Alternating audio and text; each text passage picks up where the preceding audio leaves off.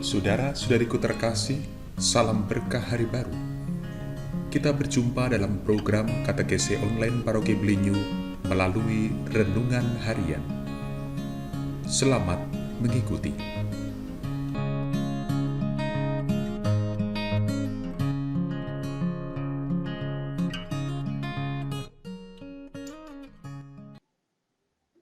Pewartaan Sabda Tuhan dikutip dari Injil Matius, pasal 18, ayat 15 sampai 20. Sekali peristiwa, Yesus bersabda kepada murid-muridnya, "Apabila saudaramu berbuat dosa, tegurlah dia di bawah 4 mata. Jika ia mendengarkan nasihatmu, engkau telah mendapatnya kembali. Jika ia tidak mendengarkan dikau, bawalah seorang atau 2 orang lain, supaya atas keterangan 2 atau 3 orang saksi, perkara itu tidak disangsikan. Jika ia tidak mau mendengarkan mereka, sampaikanlah soalnya kepada jemaat. Dan jika ia tidak mau juga mendengarkan jemaat, pandanglah dia sebagai orang yang tidak mengenal Allah atau seorang pemungut cukai. Aku berkata kepadamu, sungguh, apa yang kalian ikat di dunia ini akan terikat di surga, dan apa yang kalian lepaskan di dunia ini akan terlepas di surga. Dan lagi aku berkata kepadamu, jika 2 orang di antaramu di dunia ini sepakat meminta apapun, permintaan mereka itu akan dikabulkan oleh Bapa-Ku yang di surga. Sebab, di mana ada 2 atau 3 orang berkumpul demi nama-Ku, Aku hadir di tengah-tengah mereka." Demikianlah Injil Tuhan.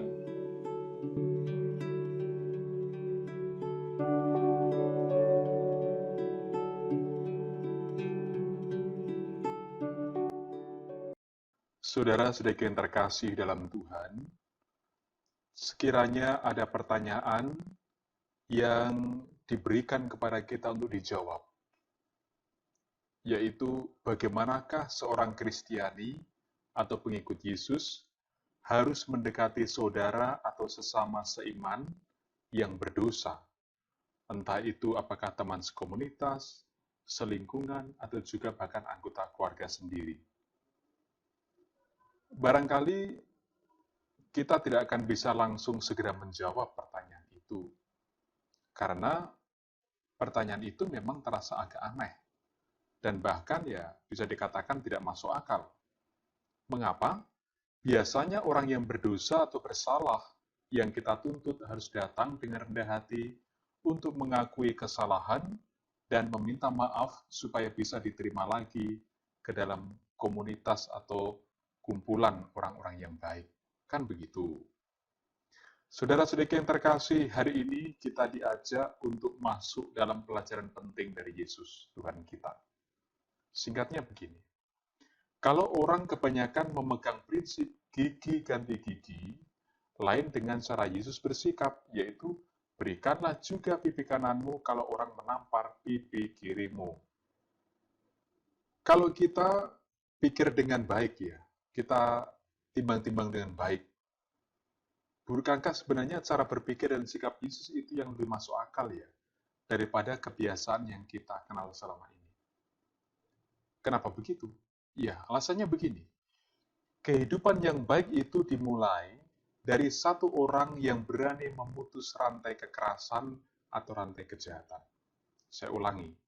Kehidupan yang baik itu dimulai dari satu orang yang berani memutus rantai kekerasan atau rantai kejahatan. Itulah mengapa setiap orang yang telah menerima baptisan itu menerima anugerah atau kehormatan terkait dengan 3 tugas Kristus, yaitu sebagai imam, guru, dan nabi. Artinya, berkah pengangkatan menjadi anak-anak Allah dalam sakramen baptis membuat kita bermartabat lebih mulia di hadapan Tuhan daripada orang pada umumnya. Atas dasar itulah, semua murid Kristus terlibat dalam tanggung jawab moral atas saudara atau sesama yang berdosa, dan terikat kewajiban untuk memenangkan kembali jiwanya yang tersesat. Dalam teks Injil kita hari ini, khususnya di ayat ke-15, sampai ayat 17, ditunjukkan cara-cara sederhana, tetapi sangat elegan dan bermartabat. Ketika kita ingin menyelamatkan saudara yang telah berdosa, Penginjil Matius menyarankan agar sungguh berhati-hati, supaya saudara yang berdosa itu tidak semakin menenggelamkan diri pada kemarahan dan sikap memberontak dari tawaran kasih yang menyelamatkan. Karena itu, seluruh usaha yang kita lakukan bukanlah untuk menghakimi atau bahkan sekedar untuk membuatnya jera atau malu. Bukan. Melainkan usaha yang berciri penggembalaan atau pastoral. Sebab seperti seorang gembala yang akan berjuang demi mendapatkan seekor dombanya yang tersesat dan hilang, begitu juga para murid Kristus seharusnya.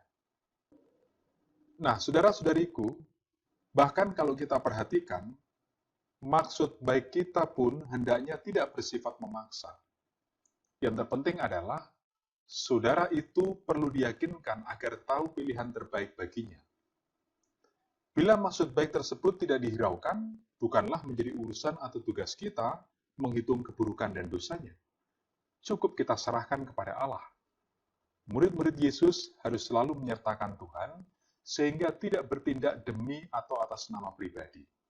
Dengan demikian, apakah usaha itu berhasil atau gagal, tetaplah dipahami sebagai cara kita melaksanakan tugas perutusan membagikan kasih Allah kepada sesama.